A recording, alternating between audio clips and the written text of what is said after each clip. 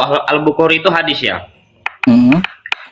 Hadis Al-Bukhari itu menyatakan Muhammad tidak tahu apakah dia akan pergi ke surga setelah kematian. Itu bagaimana konsepnya itu? Seperti apa Baik. itu?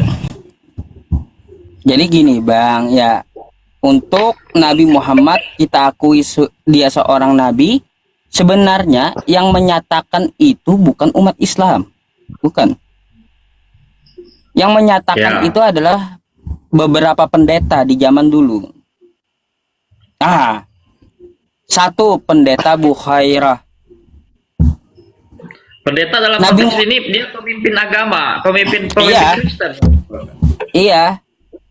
Jadi Nabi Muhammad ini ikut pamannya Abi Talib untuk berdagang ke Syam. Ke Syam tuh ke daerah Suriah, ke daerah Palestina gitu. Di perjalanan dia diundang oleh seorang pendeta gitu untuk makan-makan kabilah tersebut. Ternyata si pendeta ini lagi nyari nubuatan di dalam kitab dia. Setelah itu makanlah mereka di dalam jamuan itu. Di dalam jamuan itu pendeta itu bertanya, ada lagi orang lain yang seperti kamu ini? Ada satu katanya yang menjaga unta di luar gereja, undang juga. Lalu diundang juga yang menjaga unta. Lalu pendeta Buhaira tersebut ya, nah, mengetahui inilah nabi yang akan membawa manusia, kata beliau, di akhir zaman, yang dari gelap menjadi terang, karena tanda kenabiannya ada. Satu, awan selalu melindungi ketika dia berjalan. Yang kedua, ada tanda kenabian di belakangnya. Bentar Bang, judulnya. Ya, jadi gitu Bang. Itu satu cerita. Satu cerita ya. Yang kedua, pamannya istri Nabi, Siti Khadijah, Warokah bin Naufal.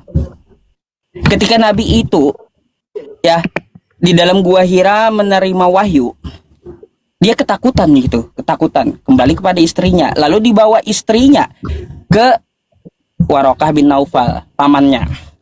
Apa kata Warokah bin Naufal? Dia itu adalah seorang nabi, yang tadi itu adalah malaikat yang menyampaikan wahyu. Jadi Warokah bin Naufal ini juga pendeta, gitu, pemuka agama. Jadi yang menyatakan Nabi Muhammad itu, Bang ya, seorang nabi atau rasul adalah para pendeta, gitu. Itu sebelumnya dulu. Lalu disahkan di dalam Al-Quran. Lalu disahkan di dalam Al-Quran. Yang memberi gelar Nabi Muhammad.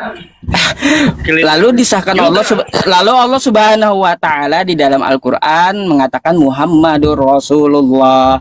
Muhammad itu utusan Allah. Gitu. Wa ma Muhammadun illa rasul. Gitu Bang. Nabi Muhammad itu adalah seorang rasul. Buktinya kayak gitu. Soalnya kan nggak ada penjelasan ilmiah seperti itu. Ya tadi saya cari di Google, ada ceritanya Bang. Kalau Abang mau cari di Google nanti tentang Nabi Muhammad pendeta Buhaira, Nabi Muhammad pendeta Warokah bin Naufal. Tahu toh Anda? Dan dia juga, yang menyatakan nabi. Tapi di dalam surat Al-Isra di ayat ke-90 itu Muhammad nggak ngaku tidak bisa membuat mukjizat. Ya semua Bang, semua nabi nggak bisa berbuat mukjizat selain biiznillah, selain atas izin Tuhannya. Nabi Musa itu lempar tongkatnya. Bentar Bang, Nabi Musa dikejar Fir'aun. Kemungkinan Nabi Muhammad ini agak-agak apa, nabi-nabi palsu itu yang dimaksud. Soalnya ada istilah nabi-nabi palsu. Gini, dulu Nabi Musa dikejar Fir'aun ya, di pinggir pantai. Nabi Musa itu nggak tahu laut itu akan terbelah.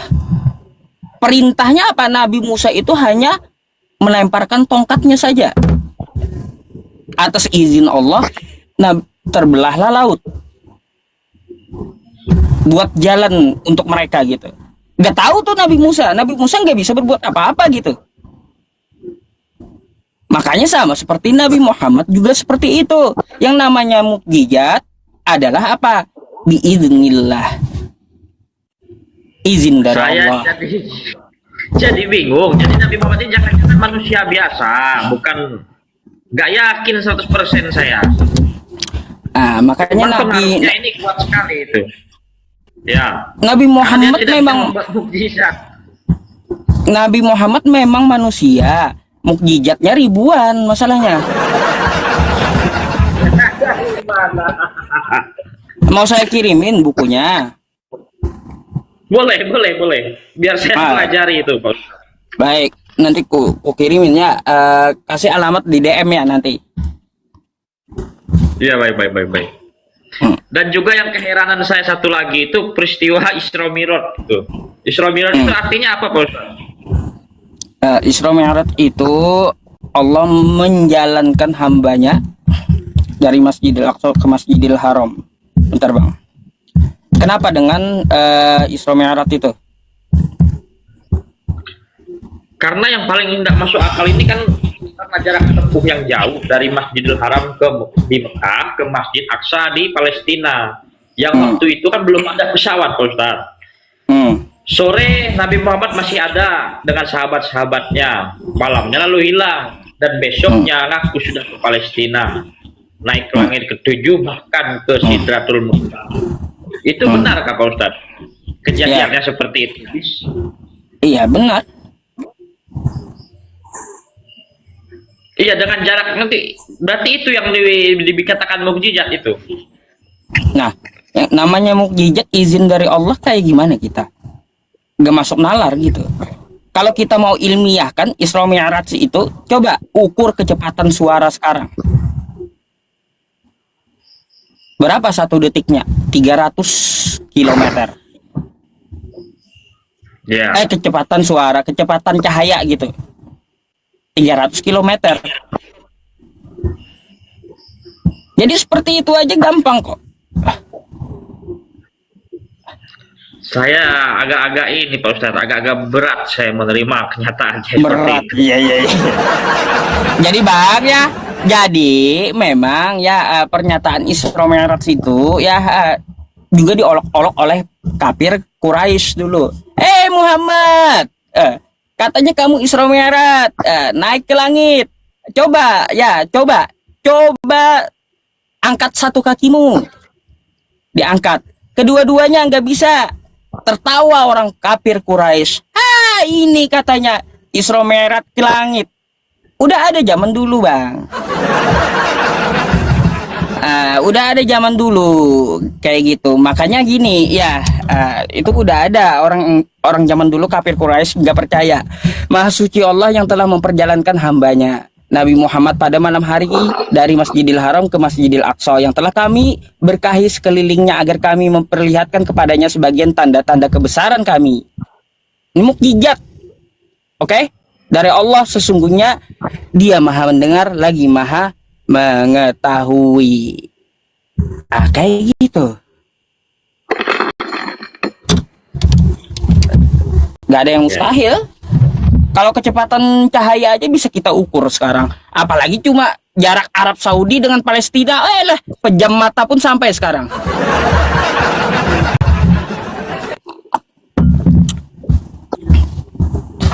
Ya, baik. Kembali ke tema ini Pak Ustadz, musuh Kristen adalah Bible. Ini apa yang menjadi tujuan bahas musuh Kristen adalah Bible? Karena setiap kali saya streaming ya menjabarkan Al-Qur'an, lalu saya komparasi dengan Bible-nya ini selalu dibantah oleh kawan-kawan Kristen. Contoh kata Yesus sembahlah aku, ya. Sembahlah aku. Mohon maaf. Kata Yesus, ya sembahlah Allah, Tuhanku dan Tuhanmu. Gitu. Lalu kawan-kawan Kristen apa? Dibantahnya, malah Yesusnya yang disembahnya. membantah gitu kawan Kristen kita ini Di dengan Kristen, kitabnya. mereka itu bukan pada nyatanya, yang faktanya yang terjadi sekarang itu mereka tidak menyembah Yesus. Kalau saya perhatikan, mereka hanya memuliakannya, memuji dan Memuliakannya. memuliakan. Menurut ente Ya. kayak gimana? Tuhan masih Tuhan. Ya, Hah? suatu kemuliaan untuk Yesus itu. Jadi jangan, nggak bisa Bentar. juga dengan Di Islam juga memuliakan Nabi Isa. Quran surah Ali Imran ayat 45. ya. Tapi yang di Quran yang bertentangan ini kan, yang semalam kita bahas, yang mati di salib itu bukan Nabi Isa, melainkan siapa? Iblis. Kan seperti itu yang menyerupai Terus? Nabi Isa. Lalu Nabi Isanya ini, kalau iblis mana mungkin, nggak mungkin lah. Kemana 12 rasulnya? Mana 12 murid Yesus? Bang, waktu penyalipan digerebek tentara Romawi, ya 12 murid itu kocar kacir terpencar. Dulu zaman dulu kagak ada lampu terang kayak kita gini, nggak ada kayak ruangan kita nih, nggak ada. Di dalam goa mereka bersembunyi. Kan gitu. Coba perhatikan Markus dengan Yohanes. Itu tentara Romawi salah tangkap. Salah tangkap tentara Romawi. Mau bukti. Nih ya. Nih.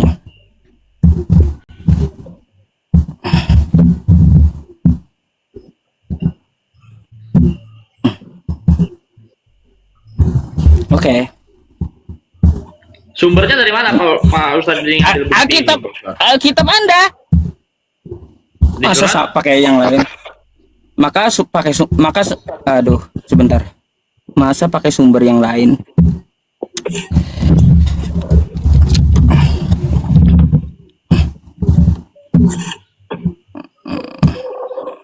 Bang, dalam Markus nih ya, coba kita lihat. Dalam Markus 14:51, oke? Ya. Ada seorang muda yang pada waktu itu hanya memakai sehelai kain lenan, oke? Bang, kau merokok sih. Turun dulu dah, naik lagi. Enggak. Peringatan nih ente. Iya, mungkin asapnya turun dulu itu. naik. Iya, turun dulu naik lagi. Sabar ya teman-teman.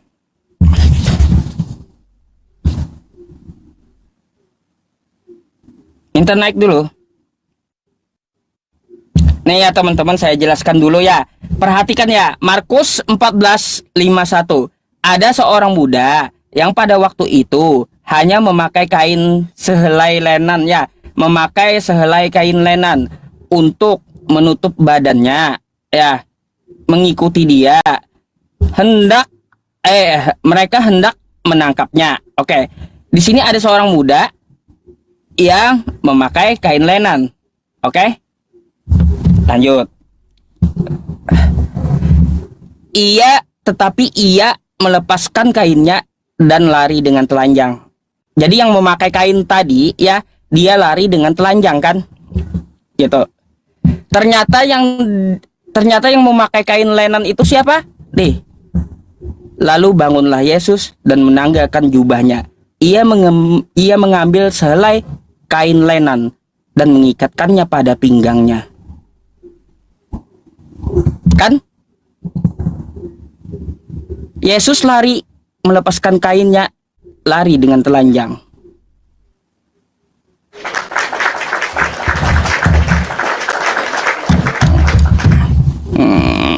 Tentara Romawi salah tangkap.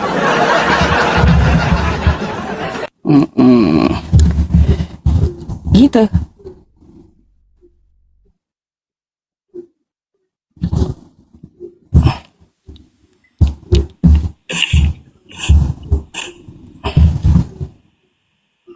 Gitu bang.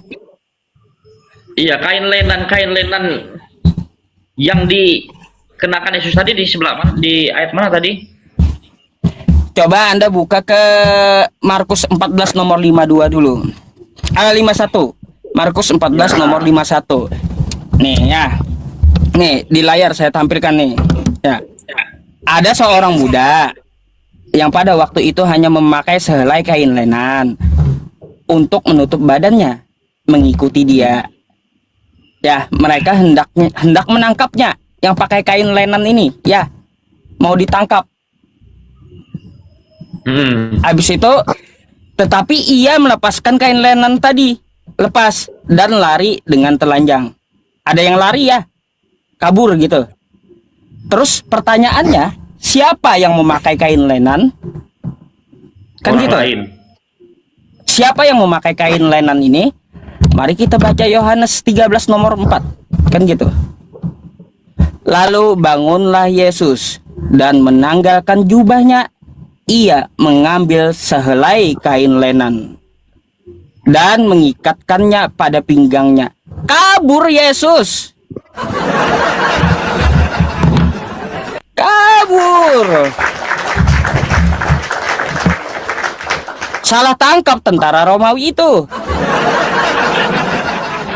Oh, dia Yesusnya kabur.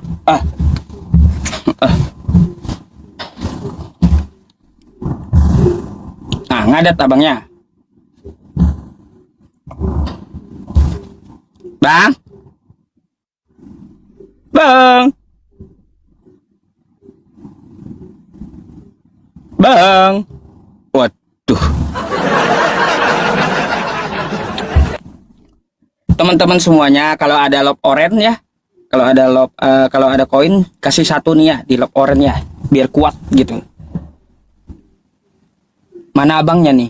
Macet kayaknya ya.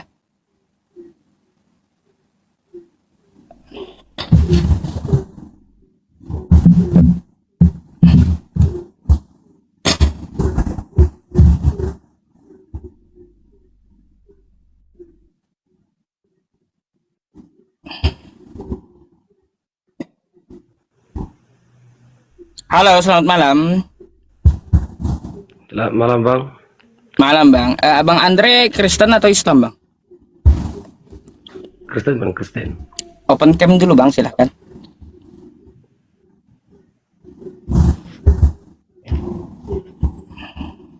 Oke, kita boleh tanya jawab ya bang ya. Anda bertanya dan menjawab, saya bertanya dan menjawab. Mungkin abang bisa bertanya duluan kepada saya gitu. Silahkan. Apa benar bang Nabi Muhammad bisa membela bulan? Ada dalilnya, memang. Terus penduduk Makkah menyaksikannya. Kalau Oh, Nabi Muhammad membela bulan berarti dan Allah itu salah memang. Kok dibelah? oh, setelah dibelah dikembalikan bang. Maksudnya kok dibelah bulannya? Soalnya kan ciptaan yang Maha Kuasa itu nggak salah gitu. Ya nggak salah memang. Nggak salah Ya, bulan kan itu dibelah. Maksudnya Bulan ngapain itu dibelah? ngapain dibelah untuk membuktikan kepada kafir Quraisy beliau adalah seorang nabi.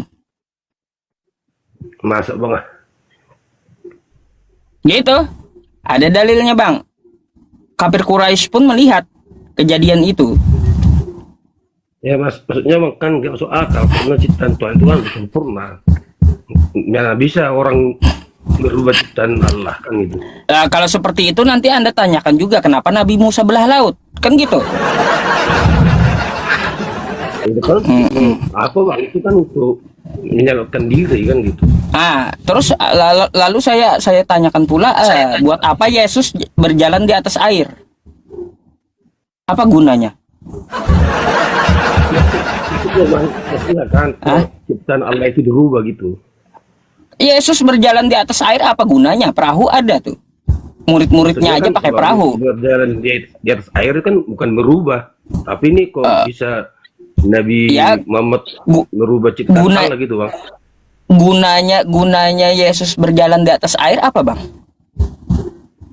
Maksudnya bang bukan masalah gunanya, cuma masalah perubahan gitu. jadi apa yang seperti itu tuh menunjukkan kepada mereka yang kafir bahwa mukjizat itu adalah dari Allah dan sebagai tanda bahwa dia utusan Allah gitu. Gitu, Bang.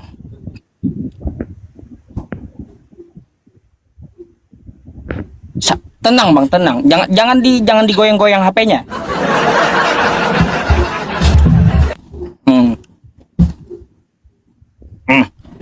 Bang. Bang. Bang Andre. Halo. Halo. Halo. Halo. Halo. Aduh. Kenapa sih? Aduh.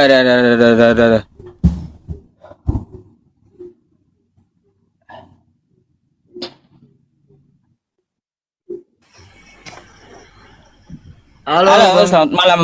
Selamat malam. Malam, Bang. Dari Kristen. Puji Tuhan ya, Bang, dari Kristen. Silakan, Bang. Kita tanya jawab boleh. Silakan kalau Anda mau bertanya, silakan. Nanti saya juga bisa bertanya gitu ya.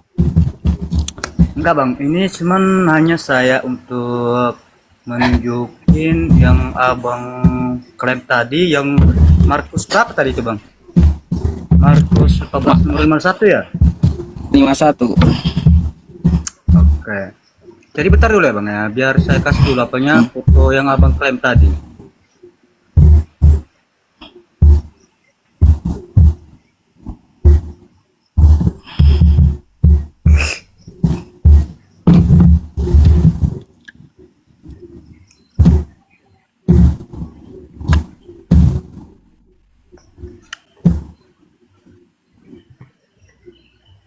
Nampak ya, Bang ya?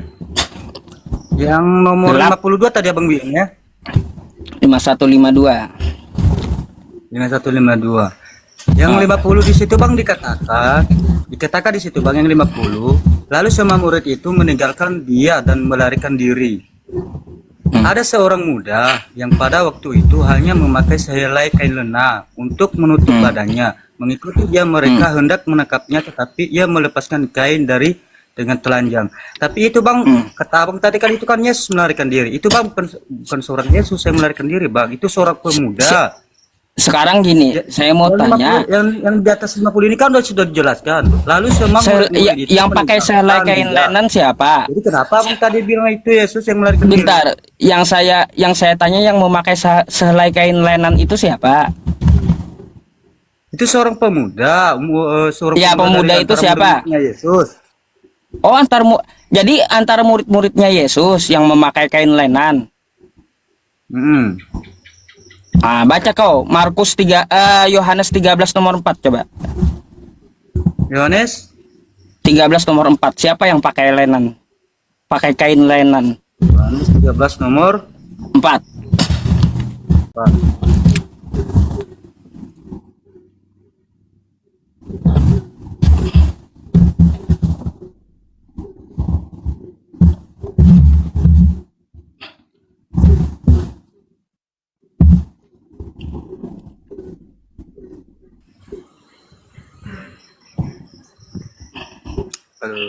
Gimana nih? Gimana cara bukanya? Sabar dulu ya, Bang ya.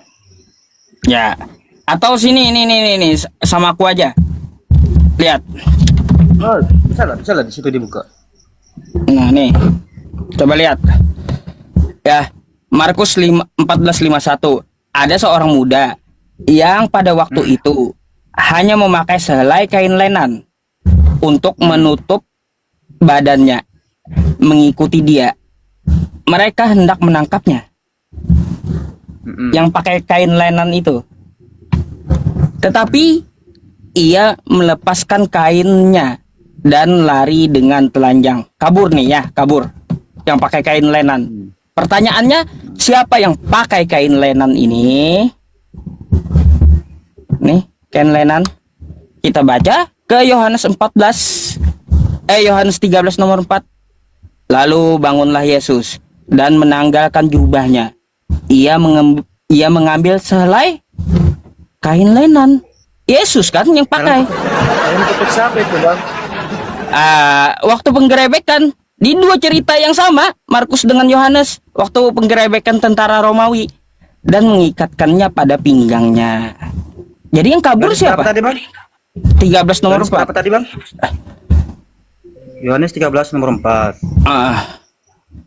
Oh ini Glossman teman-teman. Ini bukan gincu, Glossman ini Glossman. Saya banyak beli. Ini ada juga yang putih ini. Biar saya tulis dulu ya bang ya. Yang putih ini aja. Tuh. Nah di situ kan, soalnya di situ kan tidak ditujukan utuh dari dalam keadaan konteks apa ya kan?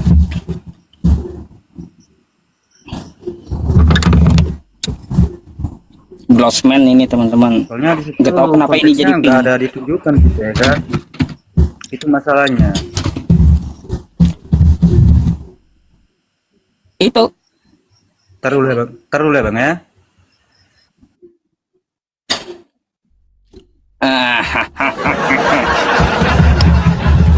bukan gincu lah. Dia nyari dulu nggak apa-apa lah. Minum dulu saya. Kan yang memakai kain lenan kan Yesus. Ternyata yang pakai kain lenan itu kabur rupanya kan gitu. Kabur. Lari dia dengan telanjang. Berarti Yesus kabur. Mungkin malu kali ya tentara Romawi, Yesusnya kabur, anak buah Yesus yang menemani gitu, ditumbalin gitu biar nggak malu. Ditumbalin kan kayak gitu.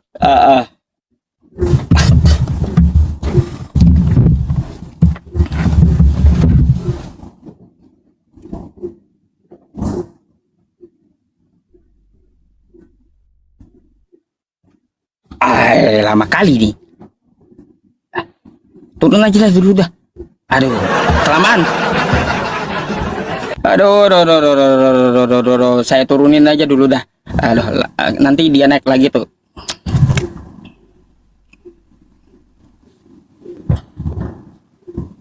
Tidak menyelesaikan cintai aku.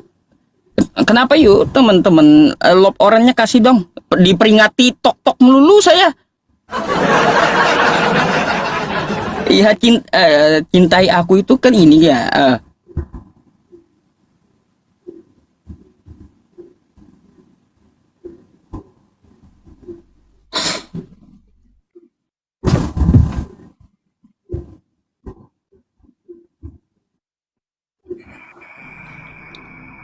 Halo, Halo, selamat malam. begini Bang. Kan di situ udah jelas kan ayat 51. Dia seorang pemuda. Pada masa Tuhan Open cam Yesus- dulu. Open cam dulu. Bisa open cam. Udah, ya, open cam dulu.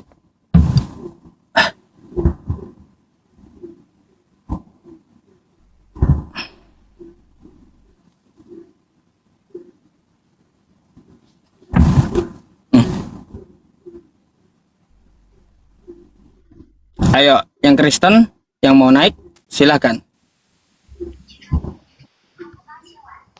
Halo, selamat malam. Selamat malam Pak Ustaz yang ganteng. Oke. Islam Kristen, Bang? Menurut Abang? Nggak tahu saya, mana saya tahu. Saya mau bertanya sama Abang Ustaz ini. Bentar dulu, background Anda Islam atau Kristen? Kalau menurut penilaian Abang Ustaz, saya ini Islam apa Kristen kah? Mana saya tahu, Bang. Nggak usah berbelit-belit. Saya perlu tahu aja background Anda Islam atau Kristen gitu. Andainya kalau saya Islam gimana Pak Bang Ustaz? Ya silakan Anda, silakan Islam. Kayak gitu, tegas jawabnya Islam. Saya Islam, cuman saya mau bertanya satu pertanyaan saja.